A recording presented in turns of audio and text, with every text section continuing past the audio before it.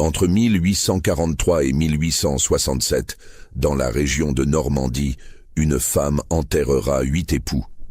Tous mourront dans des circonstances troublantes. Tous laisseront leurs biens à la même héritière. Aucun médecin ne posera jamais de questions. Aucun magistrat n'ouvrira d'enquête. Et pourtant, les archives du département de l'Eure conservent encore aujourd'hui des traces de cette affaire que personne n'a voulu voir. Je vous invite à vous abonner à cette chaîne si ce type d'histoire vous passionne. Et dites-moi en commentaire de quelle ville vous nous écoutez ce soir. Votre présence nous accompagne dans ces récits sombres du passé. Cette histoire commence par un détail qui aurait dû alerter tout le monde. Madeleine Vallière ne pleurait jamais aux enterrements de ses époux. Nous sommes au milieu du 19e siècle, dans cette Normandie rurale où les nouvelles voyagent lentement et où les familles bourgeoises règnent sur leur domaine comme de petits royaumes. La région de Pont-Audemer, avec ses marécages, ses fermes isolées et ses routes boueuses, forme un monde à part où les secrets peuvent fermenter pendant des générations sans jamais remonter à la surface. À cette époque, la médecine reste primitive et approximative. Un homme peut mourir de fièvre, d'apoplexie ou d'épuisement sans que personne n'y trouve rien d'anormal. Les diagnostics médicaux relèvent plus de l'intuition que de la science. Les femmes, même veuves, dépendent entièrement de la bienveillance masculine pour leur survie sociale et économique. Mais certaines femmes, dit-on, trouvent des moyens de retourner ces règles rigides à leur avantage. Le domaine des Vallières s'étend sur près de 200 hectares entre les communes de Baumesnil et Brionne, non loin des rives de la Risle. Une propriété ancestrale acquise au XVIe siècle par un ancêtre enrichi dans le commerce du lin, avec son imposant manoir de pierre blonde aux volets verts, ses multiples dépendances, ses étables bien entretenues, et cette chapelle privée de style gothique flamboyant, où reposent depuis des siècles les membres de la famille. C'est dans cette chapelle aux voûtes sombres que Madeleine célébrera tous ses mariages. C'est là aussi, sous les dalles de granit noir, qu'elle enterrera tous ses époux. Née le 15 octobre 1822, Madeleine Vallière grandit dans un monde exclusivement masculin. Son père, Augustin Vallière, propriétaire terrien respecté et notable influent de la région, la destine dès l'enfance à un mariage avantageux qui consolidera le patrimoine familial.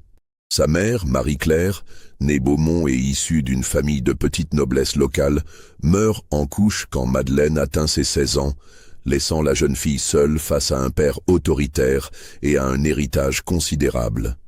Les domestiques du domaine gardent le souvenir d'une enfant silencieuse et troublante, observatrice jusqu'à l'inquiétude, qui passait ses longues journées dans la vaste bibliothèque familiale à dévorer les traités d'histoire naturelle, les ouvrages de médecine populaire et les manuels de botanique. Une gouvernante, Marguerite Dubois, femme cultivée venue de Rouen pour éduquer la jeune fille, notera plus tard dans une lettre adressée à sa sœur « Cet enfant apprend tout avec une rapidité déconcertante, retient chaque détail avec une précision inquiétante, mais ne dit jamais rien de ses pensées. Elle regarde les gens comme si elle évaluait leur utilité ou calculait leur faiblesse. Il y a dans ses yeux verts une froideur qui me glace parfois. » Le premier mariage de Madeleine Vallière, célébré le 15 juin 1843 dans l'intimité de la chapelle familiale, aurait dû être un événement joyeux pour toute la région. À 21 ans tout juste révolus, elle épouse Henri Beaumont, son cousin éloigné du côté maternel, héritier d'un domaine adjacent de 150 hectares. L'union, soigneusement arrangée par les familles depuis plusieurs années, doit consolider un patrimoine foncier déjà considérable et créer une des plus importantes propriétés agricoles de la région. Henri Beaumont, âgé de 28 ans, jouit d'une réputation enviable dans toute la Normandie. Ancien sous-lieutenant d'infanterie ayant servi avec honneur en Algérie, il a hérité à la mort de son père d'un domaine prospère, comprenant 3 fermes productives, une maison de maître élégante à Évreux et des placements financiers judicieux. Grand, distingué, doté d'une éducation soignée et d'excellentes manières, il semble promettre à sa jeune épouse une vie confortable, respectée et sans histoire. Pourtant, Les invités présents à la cérémonie remarquent l'attitude singulière de la mariée.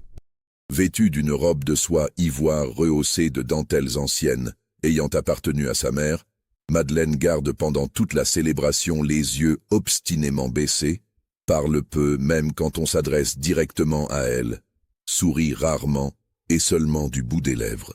Son comportement contraste violemment avec la jovialité habituelle des mariages bourgeois de l'époque. Elle avait l'air de quelqu'un qui signe un contrat d'affaires particulièrement contraignant plutôt que de célébrer le plus beau jour de sa vie, notera plus tard dans ses mémoires personnelles le curé de Beaumesnil, l'abbé Roussel, homme observateur et fin psychologue. Les premiers mois de leur union se déroulent apparemment sans incident notable. Henri administre ses terres avec compétence, modernise les méthodes agricoles, entretient des relations cordiales avec les fermiers. Madeleine s'occupe de la tenue de leur nouvelle maison, reçoit les dames de la société locale avec la politesse requise par son rang, supervise le travail des domestiques. Aux yeux de tous, ils forment un couple parfaitement assorti et promis à un avenir prospère. Mais dès les premières brumes de l'automne, les domestiques de la maison Beaumont commencent à remarquer des détails troublants qui, pris isolément, ne signifient rien, mais qui, rassemblés, forment un puzzle inquiétant. Marie Durand, cuisinière expérimentée au service des Beaumont depuis plus de 10 ans, femme discrète mais observatrice, confiera bien plus tard à sa nièce établie à Rouen. Monsieur Henri commençait à avoir des malaises curieux après les repas, surtout les dîners. Au début, on pensait que c'était juste l'estomac fragile. Vous savez, comme ces messieurs qui ont fait la guerre reviennent parfois avec des problèmes de digestion. Puis il s'est mis à vomir souvent, à perdre du poids de manière visible, à avoir le teint jaunâtre. Madame Madeleine s'occupait de lui avec une attention qui paraissait touchante. Elle lui préparait ses tisanes elle-même dans la petite cuisine attenante à leur chambre, ne laissait personne d'autre s'en charger, prétextant qu'elle seule connaissait les dosages exacts. Le 23 janvier 1844, par une nuit de tempête où le vent faisait gémir les volets du manoir, Henri Beaumont rend son dernier souffle dans d'atroces souffrances. Ces dernières heures sont marquées par des convulsions terribles, des vomissements incoercibles et des douleurs abdominales si violentes qu'on l'entend crier depuis les dépendances. Le docteur Lemoine, médecin de famille appelé en urgence depuis Pont-Audemer, diagnostique une inflammation aiguë de l'estomac compliquée d'une fièvre pernicieuse. À cette époque, ces diagnostics vagues et imprécis couvrent commodément une multitude de maux mortels dont les causes exactes échappent à la science médicale. Personne ne songe à poser de questions embarrassantes. Madeleine Vallière, désormais veuve Beaumont à 22 ans à peine, hérite de la totalité des biens considérables de son défunt époux. Cette clause, particulièrement inhabituelle pour l'époque où les biens revenaient généralement à la famille d'origine selon les règles strictes de l'héritage, avait été expressément demandée par Henri dans son testament, document rédigé avec soin 3 semaines avant sa mort. « Ma femme bien-aimée et dévouée », écrivait-il de sa main tremblante, saura mieux que quiconque faire fructifier notre patrimoine commun pour l'honneur de nos 2 familles réunies. Les 2 années qui suivent la mort d'Henri Beaumont transforment radicalement Madeleine en figure respectée et même admirée de la société locale. Veuve courageuse à 22 ans, elle gère l'ensemble de ses domaines étendus avec une efficacité remarquable qui impressionne même les hommes les plus sceptiques quant aux capacités féminines en matière d'affaires. Elle modernise l'exploitation agricole en introduisant de nouvelles cultures plus rentables, investit dans la construction de bâtiments agricoles plus fonctionnels, fait appel aux techniques les plus avancées de l'époque. Sa beauté, devenue plus mûre et plus mystérieuse avec le deuil, attire naturellement de nombreux prétendants dans toute la région. Grande et élancée, avec une démarche pleine d'assurance, des cheveux châtains foncés qu'elle porte toujours parfaitement coiffés, selon la mode parisienne, et des yeux d'un vert profond et troublant qui semblent percer les âmes et deviner les pensées les plus secrètes. Madeleine Vallière fascine autant qu'elle inquiète subtilement. Les hommes la trouvent irrésistiblement attirante, Les femmes la jugent trop sûre d'elle pour être tout à fait convenable. Elle avait cette manière particulière de vous regarder fixement, qui vous donnait l'impression désagréable qu'elle connaissait tous vos secrets avant même que vous ne les confessiez. Se souviendra des années plus tard Clémence Moreau, épouse du notaire influent de Pont-Audemer, femme pourtant peu portée aux superstitions. En mai 1846, après une cour respectueuse de plusieurs mois, Madeleine accepte la demande en mariage de Louis de la Motte, propriétaire prospère d'une filature moderne à Louviers et négociant respecté dans toute la région. Cet homme de 42 ans, veuf depuis 5 ans d'une épouse emportée par la tuberculose, possède une fortune considérable estimée à plus de 100 000 francs, une position sociale enviée et une réputation d'honnêteté qui le fait respecter de tous. Le mariage, célébré en octobre dans la chapelle désormais familière des Vallières, réunit toute la bourgeoisie influente de Normandie dans une atmosphère de fête et d'optimisme. Louis de la Motte semble parfaitement heureux de son union inattendue avec cette jeune veuve si séduisante et si compétente. Dans une lettre enthousiasmée adressée à son frère aîné, établi comme banquier à Paris, il écrit « Madeleine est une épouse absolument modèle, bien au-delà de mes espérances les plus optimistes. Elle s'occupe de tout dans notre maison, avec une efficacité remarquable, connaît mes affaires commerciales mieux que moi-même, me prodigue une attention touchante et constante. Je n'aurais jamais cru pouvoir retrouver le bonheur après la mort tragique de ma chère Émilie. Cette femme exceptionnelle a redonné un sens à ma vie. Pourtant, dès les premiers mois de l'année 1847, la santé robuste de Louis commence inexplicablement à décliner de manière préoccupante. Des maux de tête persistants et de plus en plus violents, des vertiges qui l'obligent parfois à s'asseoir brusquement, une fatigue inexpliquée qui ne cède ni au repos ni aux fortifiants prescrits par le médecin. Le docteur Lemoine, toujours médecin de confiance des familles bourgeoises locales, prescrit consciencieusement des saignées régulières et du repos complet, traitement classique mais inefficace face à un mal qu'il ne comprend manifestement pas. Madeleine veille son époux souffrant avec un dévouement qui paraît exemplaire à tous les témoins. Elle passe des nuits entières à son chevet quand les crises s'intensifient, lui prépare personnellement ses repas dans la petite cuisine privée qu'elle a fait aménager à l'étage, dose elle-même ses médicaments avec la précision d'une apothicaire experte. Elle ne le quittait littéralement jamais quand il était souffrant, témoignera plus tard Jeanne Leclerc, femme de chambre dévouée au service du couple. Même la nuit, quand les douleurs le réveillaient, elle restait assise dans son fauteuil près du lit, lui tenant la main, lui parlant doucement. Personne d'autre n'avait le droit de toucher à ses médicaments ou à sa nourriture. Elle disait que seule, elle connaissait exactement ses goûts et ses besoins.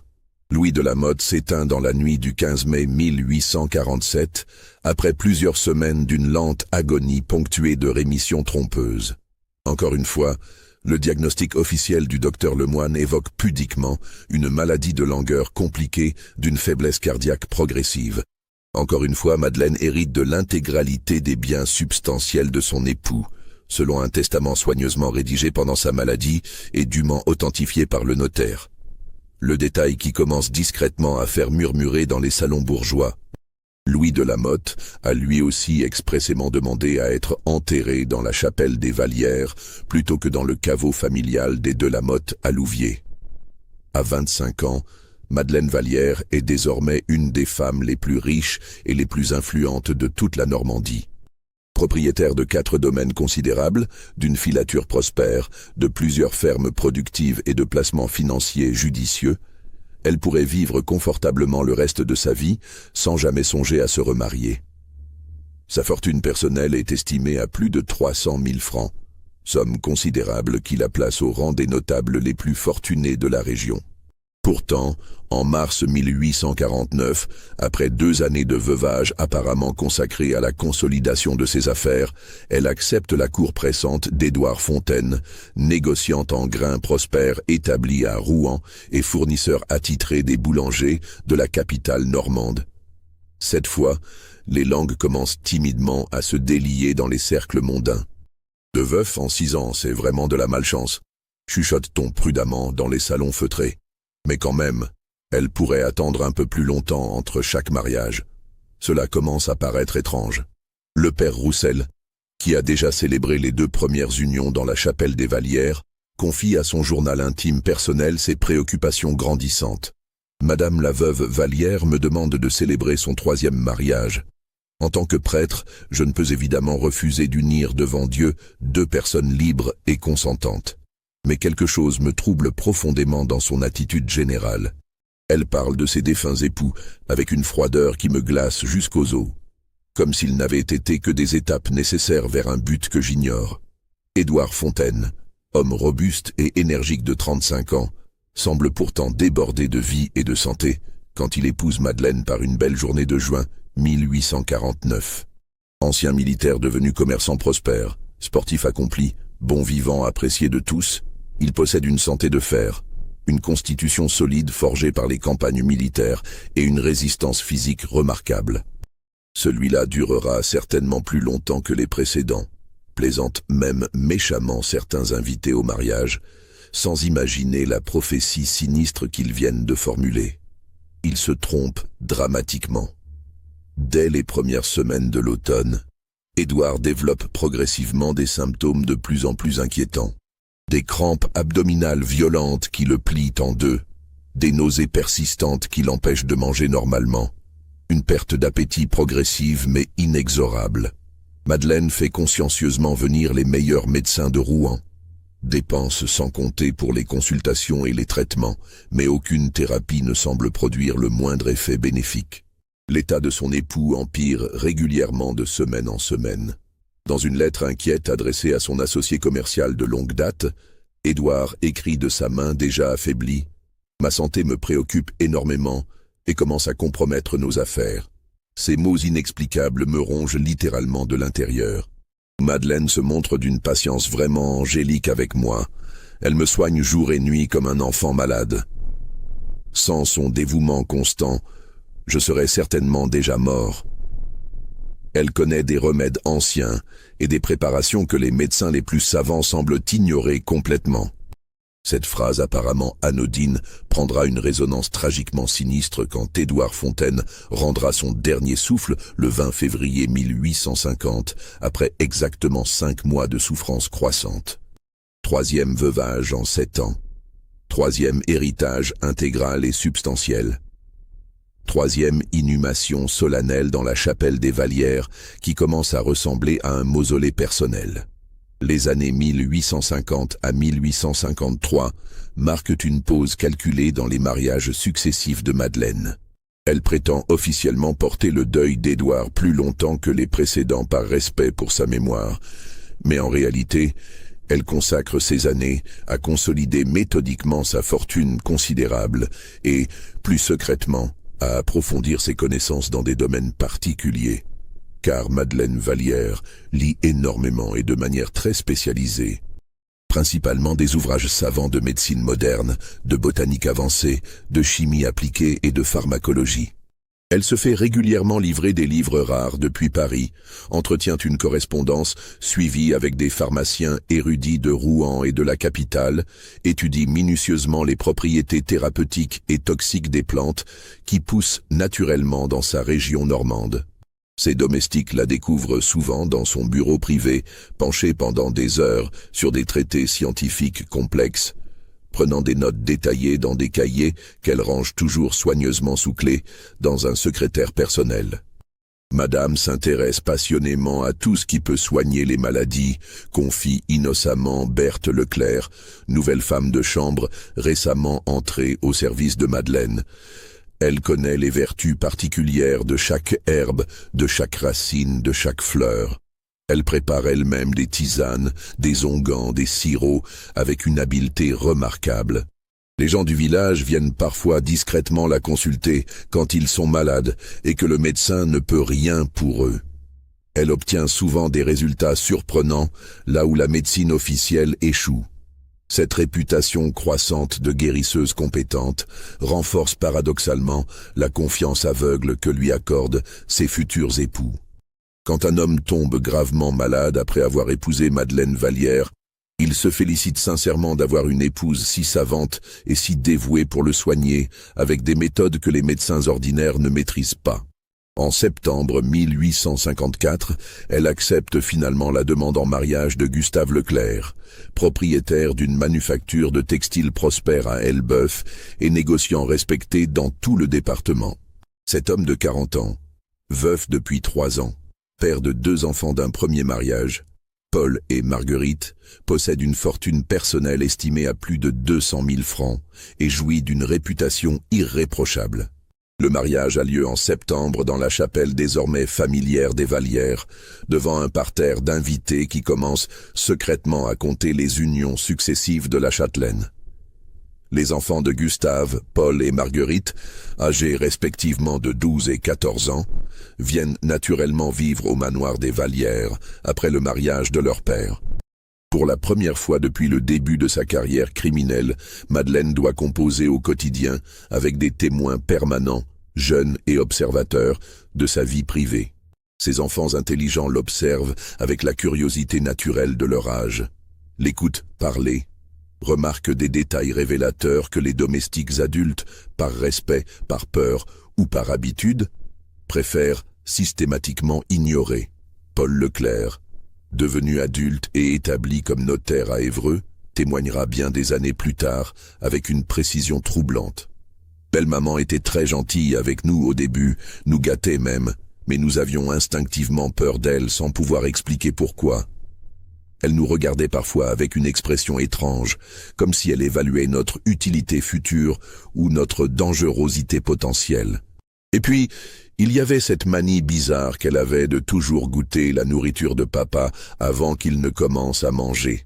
Elle prétendait que c'était pour vérifier que ce n'était pas trop chaud ou trop salé, mais elle faisait exactement la même chose, avec les plats froids et même avec le vin. Gustave Leclerc commence à présenter des symptômes inquiétants et familiers dès le printemps 1855. Fatigue extrême qui ne cède à aucun repos, perte de poids visible et progressive, troubles digestifs persistants accompagnés de douleurs abdominales. Mais cette fois, contrairement aux époux précédents qui avaient accepté passivement leur sort, il semble graduellement comprendre ce qui lui arrive réellement. Dans une lettre secrète dissimulée dans ses papiers personnels et découverte seulement après sa mort par ses enfants, Gustave écrit d'une main tremblante à son frère Charles. « Mon cher frère, si quelque chose de grave m'arrive dans les semaines qui viennent, je t'en supplie, méfie-toi absolument de Madeleine et enquête sur les circonstances de ma mort. J'ai des soupçons terribles qui me glacent le sang. Ses 3 premiers époux sont morts exactement dans les mêmes conditions que celles dans lesquelles je suis en train de mourir lentement. Elle connaît trop bien les plantes, leurs propriétés, leurs effets sur l'organisme humain. Elle me soigne avec tant d'attention, mais je commence à me demander avec horreur si ce n'est pas elle qui me rend malade volontairement. Cette lettre révélatrice, jamais envoyée par prudence ou par manque de force, sera retrouvée soigneusement cachée dans un livre de la bibliothèque familiale. Gustave n'aura malheureusement pas eu le courage nécessaire ou la force physique suffisante pour la faire parvenir à son destinataire. Il meurt dans la nuit du 8 août 1855, emportant ses soupçons terrifiants dans la tombe. 4e époux, 4e héritage considérable, 4e sépulture dans la chapelle des Vallières qui commence à ressembler à un véritable cimetière privé. Maître Charles Dubois, nouveau procureur de la République fraîchement nommé à Évreux, arrive en fonction au mois de septembre 1855, quelques semaines seulement après la mort suspecte de Gustave Leclerc. Jeune magistrat ambitieux de 32 ans, brillamment diplômé de la faculté de droit de Paris et formé aux méthodes modernes d'investigation criminelle qui commencent timidement à se développer dans la capitale, il apporte avec lui une approche scientifique et méthodique de la justice qui contraste avec les habitudes routinières de ses prédécesseurs. Quand le notaire de Pont-Audemer lui présente officiellement le volumineux dossier de succession de Gustave Leclerc, il remarque immédiatement la série troublante de décès qui jalonne la vie matrimoniale de Madeleine Vallière. 4 époux morts en 12 ans, tous dans des circonstances médicales similaires et mystérieuses, tous ayant légué par testament l'intégralité de leurs biens considérables à la même femme, note-t-il méticuleusement dans son carnet personnel d'enquête. Cette coïncidence statistique mérite certainement un examen approfondi et objectif. Il commence discrètement mais systématiquement à rassembler toutes les informations disponibles sur cette affaire. Il interroge longuement les médecins ayant soigné les défunts, consulte minutieusement les registres paroissiaux et d'état civil, rencontre confidentiellement les notaires ayant rédigé les testaments, recueille les témoignages des domestiques et des proches. Peu à peu, un schéma répétitif et troublant se dessine avec une netteté inquiétante. Plus troublant encore, pour ce magistrat formé aux sciences criminelles naissantes, il découvre que Madeleine a fait venir discrètement de Paris, au cours des dernières années, plusieurs ouvrages spécialisés de médecine légale moderne et de toxicologie avancée. Des livres savants qui décrivent avec une précision scientifique les effets physiologiques des poisons végétaux et minéraux sur l'organisme humain, leurs symptômes caractéristiques, leur délai d'action, leur dosage mortel. Mais quand il essaie de rassembler des témoignages officiels utilisables devant un tribunal, il se heurte immanquablement à un mur de silence prudent et organisé. Les domestiques refusent poliment de parler ou prétendent n'avoir rien remarqué d'anormal. Les médecins défendent obstinément leur diagnostic et leurs compétences professionnelles. Les notaires invoquent systématiquement le secret professionnel. Et surtout, Madeleine Vallière bénéficie de la protection sociale considérable que confèrent automatiquement sa fortune, son rang et son statut de veuve respectable. En janvier 1856, comme pour défier ouvertement les soupçons naissants qui commencent à circuler dans les milieux informés, Madeleine épouse Alphonse Durand, banquier influent établi à Caen et conseiller financier de plusieurs familles aristocratiques de la région. Mais cette fois, consciente de la surveillance dont elle fait l'objet, elle modifie radicalement sa stratégie habituelle. Au lieu de la maladie lente et mystérieuse qui a méthodiquement emporté les époux précédents sur plusieurs mois, Alphonse Durand meurt brutalement d'une crise cardiaque foudroyante après seulement 6 mois de mariage apparemment heureux. Le docteur Lemoine, toujours fidèlement au poste malgré ses doutes croissants, certifie consciencieusement un arrêt du cœur soudain dû à une émotion violente et imprévisible. Monsieur Durand s'est effondré subitement après une discussion orageuse avec sa femme dans le salon, témoigne Marie Tessier, cuisinière expérimentée au service du couple. Ils parlaient très fort tous les deux, ce qui était inhabituel car monsieur était ordinairement si calme. Puis on a entendu un grand bruit sourd, comme quelqu'un qui tombe lourdement. Quand on est arrivé en courant, monsieur était étendu par terre, inconscient, et madame criait qu'il fallait immédiatement appeler le médecin. 5e époux en 13 ans, 5e héritage intégral et substantiel, 5e tombe creusée dans la chapelle des Vallières qui commence à manquer de place. Au printemps 1858, Maître Dubois prend la décision audacieuse de tendre un piège sophistiqué à celle qu'il soupçonne désormais d'être une empoisonneuse systématique. Il demande la collaboration secrète de son ami d'enfance, Julien Beauvais, avocat parisien de 38 ans, pour jouer le rôle délicat du prétendant idéal aux yeux de Madeleine Vallière. Julien Beauvais présente effectivement le profil parfait pour attirer l'attention de la veuve. Homme distingué et cultivé, veuf sans enfant depuis 4 ans, héritier d'une fortune parisienne considérable, et surtout, jouissant d'une santé robuste soigneusement attestée par les meilleurs médecins de la capitale. Mais contrairement aux époux précédents de Madeleine, il est parfaitement prévenu des dangers mortels qu'il court et prend toutes les précautions nécessaires selon un plan minutieusement établi avec le procureur. La cour dure exactement 6 mois, menée avec la patience et la subtilité requises par les circonstances. Madeleine, désormais âgée de 36 ans mais conservant toute sa beauté troublante et son charme magnétique, semble aussi séduisante et manipulatrice que jamais. Elle finit par accepter la demande en mariage de Julien en octobre 1858, flattée par l'attention d'un homme si cultivé venu spécialement de Paris pour la courtiser. Le mariage est célébré dans la chapelle des Vallières le 15 novembre, devant un parterre d'invités qui commencent ouvertement à compter les unions successives de leur hôtesse. Dès les premiers jours de leur union, Julien met scrupuleusement en application tous les conseils de prudence de son ami magistrat. Il refuse catégoriquement de jamais manger seul en tête-à-tête avec sa femme, goûte systématiquement et ostensiblement sa nourriture avant de la consommer, refuse poliment mais fermement toutes les tisanes et médicaments qu'elle lui propose, et surtout, il tient un journal quotidien détaillé de tous ses symptômes physiques et de tous les gestes suspects de son épouse. Madeleine semble profondément désorientée et frustrée par cette résistance inattendue qui bouleverse complètement ses habitudes criminelles. Pour la première fois depuis 15 ans de meurtre méthodique, sa routine parfaitement rodée est perturbée par un époux méfiant et organisé. Elle ne peut plus contrôler totalement l'alimentation et les soins médicaux de son mari. Ses tentatives répétées pour l'isoler des domestiques et des visiteurs extérieurs échouent systématiquement. Elle devenait visiblement nerveuse au fil des semaines, écrira Julien dans son journal secret. Elle qui était toujours si parfaitement calme et maîtresse d'elle-même en toutes circonstances, commençait à montrer des signes évidents d'impatience et d'agitation. Elle proposait sans cesse de nouveaux remèdes pour des maux imaginaires que je n'avais pas, insistait lourdement pour que je prenne des tisanes soi-disant fortifiantes, s'offusquait ouvertement quand je refusais ses attentions médicales. En janvier 1859, Madeleine change radicalement de tactique face à l'échec de ses méthodes habituelles.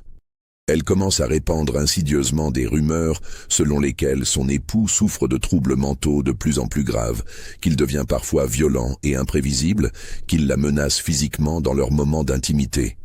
Elle consulte même discrètement plusieurs médecins au sujet de possibles internements d'office dans des établissements spécialisés. Mais Julien, constamment prévenu et conseillé par Maître Dubois, riposte immédiatement en constituant un dossier médical complet, prouvant de manière irréfutable sa parfaite santé mentale et physique. Il fait venir à grands frais des spécialistes réputés de Paris qui examinent minutieusement son état psychologique et certifient officiellement son équilibre mental parfait. La situation devient rapidement explosive quand Madeleine découvre par hasard que son époux correspond secrètement et régulièrement avec le procureur de la République. Le 23 février 1859, elle entre dans une colère terrible et, pour la première fois de sa longue carrière criminelle, révèle imprudemment sa vraie nature devant témoins. « Vous croyez pouvoir me piéger ainsi ?» hurle-t-elle selon le témoignage précis de Berthe Leclerc, caché par hasard derrière la porte du salon. « Vous pensez réellement que je vais vous laisser me dénoncer et me détruire ? J'ai éliminé 5 hommes avant vous, méthodiquement et sans jamais être inquiété. Je saurais bien me débarrasser d'un 6e qui se croit plus malin que les autres. » Ces paroles explicites, entendues distinctement par 3 domestiques différents, constituent le premier aveu direct et indiscutable de Madeleine Vallière. Mais elles ne suffisent malheureusement pas légalement à prouver formellement les meurtres précédents devant un tribunal. Le lendemain de cette scène révélatrice, le 24 février 1859, Madeleine Vallière disparaît mystérieusement du manoir familial. Elle quitte la propriété avant l'aube, emportant uniquement quelques bijoux de valeur et une sacoche de cuir contenant ses économies personnelles. Sa chambre est découverte dans un état inhabituel qui témoigne d'un départ précipité. Des papiers importants soigneusement brûlés dans la cheminée, des fioles de verre brisées au sol et surtout un carnet personnel ouvert sur son bureau. Ce carnet, miraculeusement épargné par sa fuite précipitée, révèle l'étendue terrifiante de ses activités criminelles. Page après page, elle a minutieusement répertorié les effets physiologiques de différents poisons végétaux et minéraux, leur dosage précis, leurs symptômes caractéristiques, leurs délais d'action optimaux.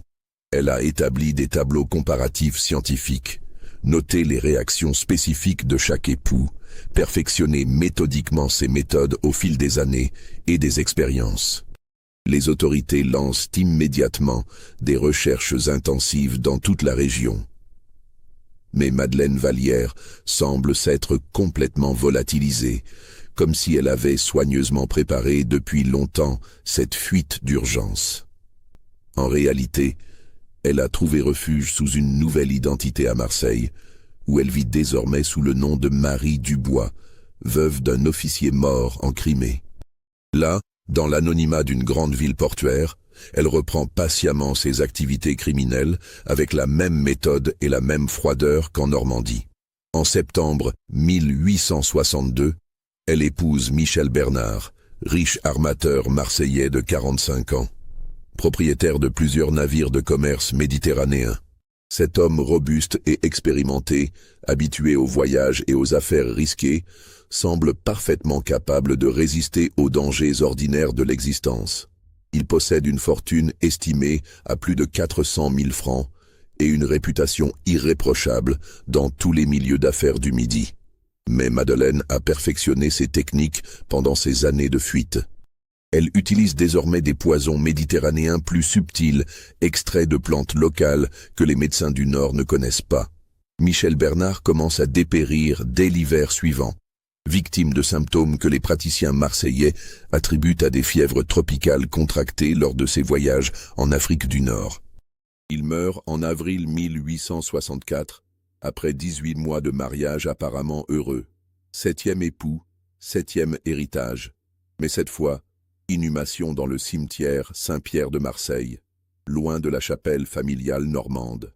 Enrichie par l'héritage de Michel Bernard et parfaitement intégrée à la bourgeoisie marseillaise, Madeleine s'installe sous l'identité de veuve Roussel dans un élégant hôtel particulier du quartier de la préfecture. Elle y mène pendant 2 ans une existence discrète et respectable, consolidant sa fortune par des placements judicieux et étudiant la société locale pour identifier sa prochaine victime. En mai 1866, elle jette son dévolu sur Antoine Giraud, propriétaire de vignobles prospères dans les Bouches-du-Rhône et négociant en vin réputé dans tout le Midi. Cet homme de 52 ans, veuf depuis 10 ans et père de 3 enfants adultes établis à leur compte, possède un patrimoine considérable et une position sociale enviée. La cour dure 8 mois, menée avec toute la subtilité acquise par 20 années d'expérience criminelle. Antoine Giraud, séduit par cette veuve élégante et cultivée qui semble comprendre parfaitement les affaires viticoles, l'épouse en janvier 1867 dans l'église Saint-Laurent de Marseille. Mais cette fois, le destin rattrape enfin Madeleine Vallière. Un commissaire marseillais, alerté par des recoupements entre différentes affaires d'empoisonnement dans le Midi, commence à s'intéresser à l'identité réelle de la mystérieuse veuve Roussel. Antoine Giraud ne survit que 6 mois à son mariage. Il meurt en juillet 1867 dans d'atroces souffrances, présentant tous les symptômes d'un empoisonnement par la strychnine selon les nouveaux procédés d'analyse toxicologique développés par les médecins légistes marseillais. 8e époux, 8e meurtre, mais cette fois, 8e et dernière victime de Madeleine Vallière. L'enquête menée par le commissaire Bertrand avec une minutie toute moderne révèle rapidement l'identité véritable de l'élégante veuve Roussel. Cet homme méthodique, formé aux nouvelles techniques d'investigation développées à Paris, ne se contente pas des apparences trompeuses. Il fait appel aux empreintes digitales, technique révolutionnaire tout juste importée d'Angleterre par les services de police françaises, pour établir formellement que Marie Dubois de Paris et la veuve Roussel de Marseille ne sont qu'une seule et même personne, Madeleine Vallière, activement recherchée depuis 8 longues années par toutes les polices de France. L'arrestation a lieu le 15 août 1867, par une matinée ensoleillée, qui contraste cruellement avec la noirceur des révélations à venir. Les gendarmes pénètrent dans la villa cossue que Madeleine a fait construire dans le quartier résidentiel de Marseille, s'attendant à une arrestation de routine. Ce qu'ils découvrent les laisse sans voix. Dans une pièce secrète aménagée au sous-sol de la demeure, accessible uniquement par une porte dissimulée derrière une bibliothèque, ils trouvent un véritable laboratoire clandestin de préparation de poisons. Des étagères soigneusement organisées contiennent des dizaines de fioles en verre soufflé, chacune portant une étiquette manuscrite détaillant le contenu, le dosage mortel, les symptômes provoqués et la durée d'action. Strychnine extraite de la noix vomique, Arsenic blanc en poudre fine, digitaline purifiée à partir de feuilles de digital, aconitine concentrée provenant de tubercules d'aconite, sans compter une multitude d'autres substances mortelles que même les experts auront du mal à identifier.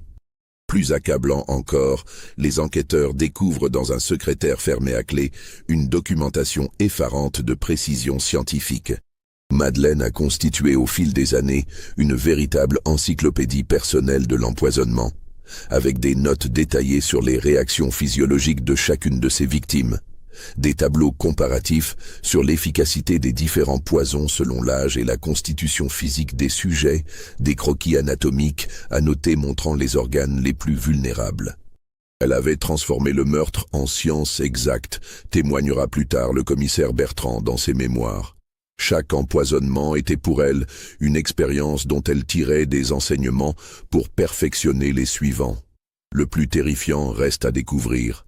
Dans un carnet relié de cuir rouge, les policiers trouvent une liste méticuleusement établie de futures victimes potentielles.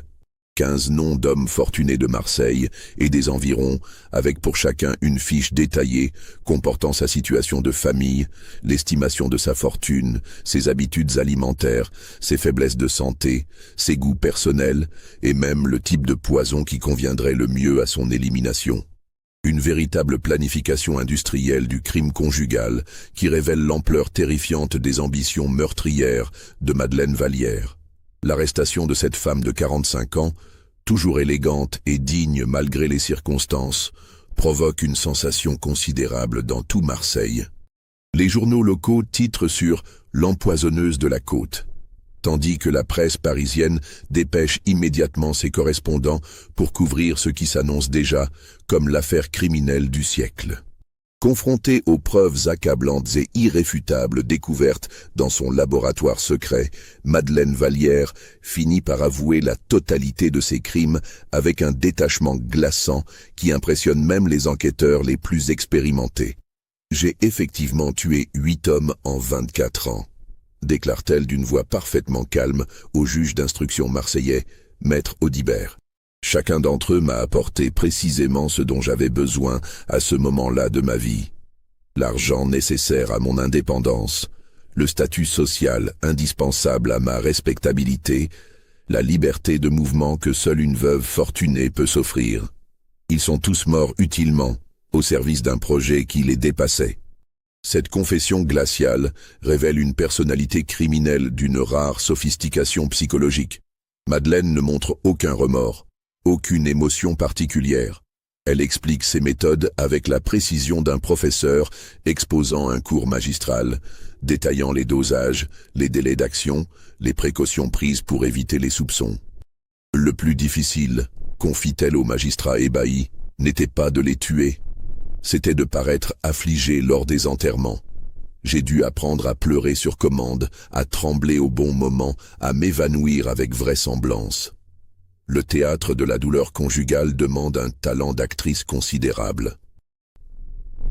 Le procès de Madeleine Vallière s'ouvre le 12 février 1868 devant la cour d'assises des Bouches-du-Rhône, dans une atmosphère de curiosité morbide sans précédent.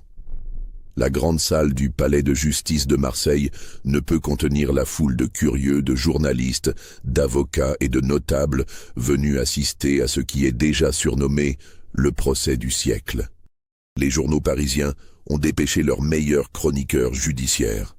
Le Figaro, Le Temps, La Presse, tous les grands quotidiens consacrent leur première page à cette affaire extraordinaire.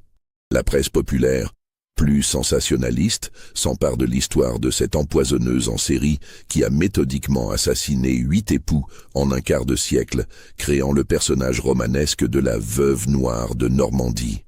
L'accusé se présente à la barre avec une élégance étudiée qui frappe tous les observateurs. Vêtue d'une robe de soie noire rehaussée d'un col de dentelle blanche, les cheveux soigneusement arrangés sous un petit chapeau de deuil, elle incarne parfaitement l'image de la veuve respectable que personne n'aurait songé à soupçonner.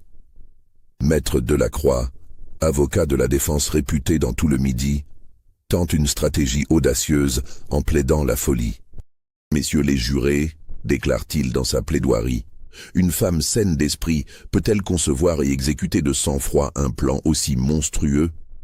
Cette malheureuse est manifestement victime d'une aliénation mentale qui la rend irresponsable de ses actes.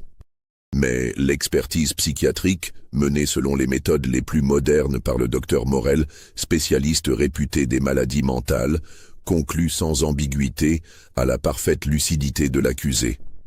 Madame Vallière présente une intelligence supérieure à la moyenne, écrit-il dans son rapport. Elle a planifié et exécuté ses crimes avec une méthode, une patience et une dissimulation qui témoignent d'une parfaite maîtrise de ses facultés mentales. Le procureur général Fontanès requiert la peine de mort avec une éloquence qui marque les esprits.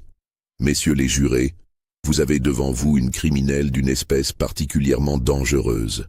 Elle a fait du meurtre une profession, de l'empoisonnement un art, du veuvage une source de revenus. Elle représente un danger permanent pour la société tout entière. Les témoignages des survivants bouleversent l'assistance.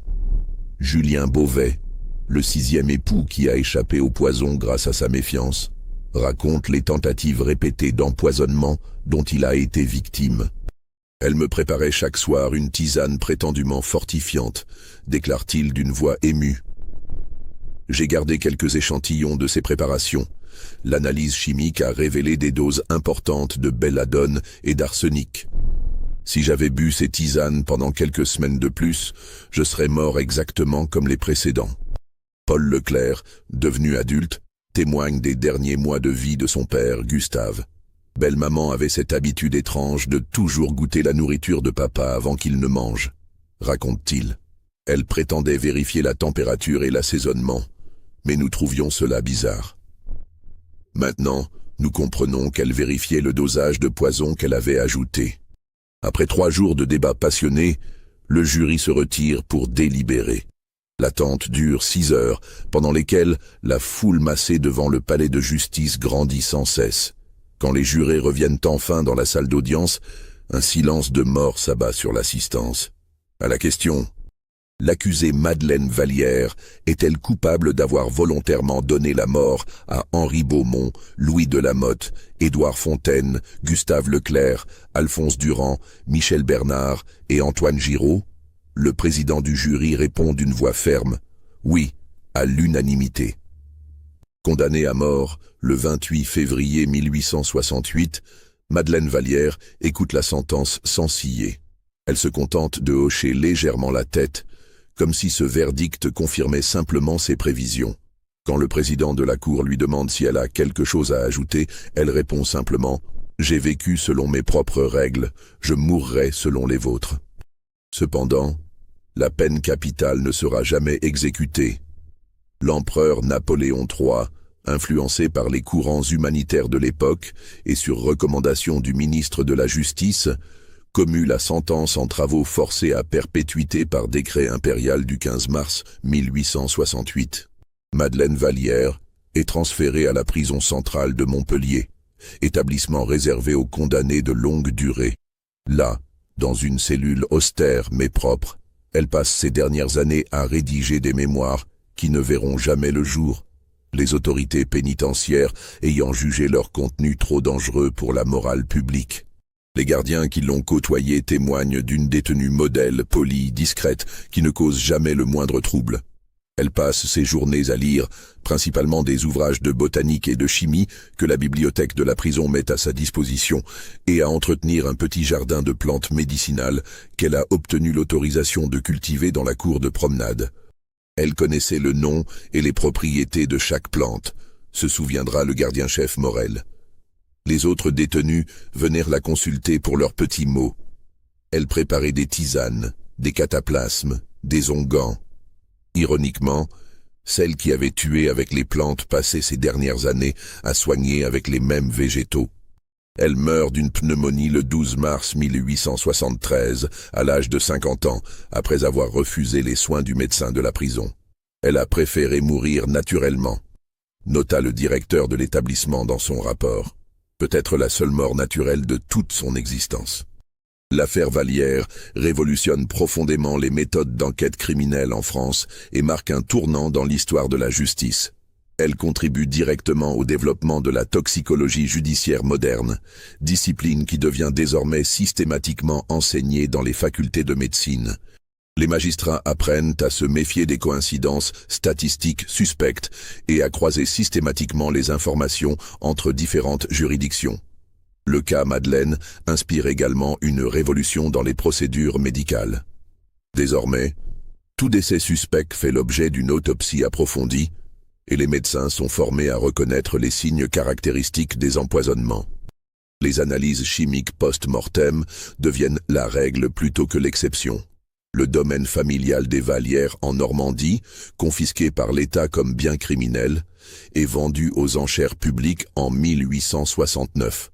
La chapelle gothique, avec ses 8 tombes suspectes, est désacralisée par décision épiscopale et entièrement démolie pierre par pierre. Les restes des victimes sont transférés dans les cimetières communaux de leur paroisse d'origine, enfin libérés de l'emprise posthume de leur meurtrière. Seul subsiste aujourd'hui, à l'emplacement de l'ancienne chapelle, une simple croix de granit breton portant l'inscription « À la mémoire des victimes de la cupidité humaine ». Que leurs âmes reposent enfin en paix.